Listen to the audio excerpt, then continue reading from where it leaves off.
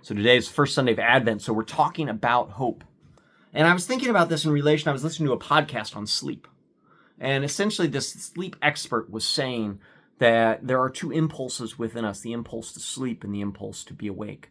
And he said there's usually nothing wrong with most people with their impulse to sleep. The problem is that our impulse to be awake has become so overstimulated that it has simply overwhelmed that impulse to be asleep. And so what happens with sleep problems is it's really an awake problem.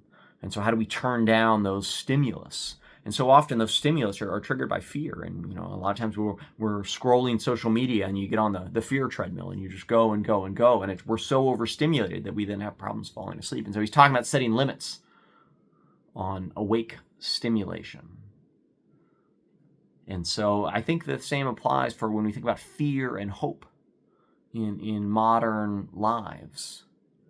And that impulse to fear is so strong, but we know how to hope. It's hardwired within us. Scripture shows us that time and time again. And we talk today about the promise of the coming Messiah, the one who came on that first Christmas and the one who will come again. And so Jeremiah talks about hope. John the Baptist talks about hope. It is within us. And so the question is, how do we in modernity set aside a certain time for that fear impulse. And so we let it be there, but then we surround it with the hope impulse. Because that is within us. And so we can kind of come to a rebalancing and we turn down the volume on fear. And so here's what I want to invite you to do is it's like set aside a time for your worries, whatever it is you worry about most, whatever triggers you. Set aside a time, give it 10 minutes, set a timer, and get on that fear treadmill if you want. But then at the end of that, read Psalm 3.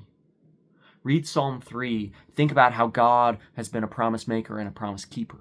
And that God always keeps God's promises. And so God has promised to save you, and so God will. And let yourself be rebalanced so that impulse to hope can drive us into Advent, through Advent and beyond as a hopeful people.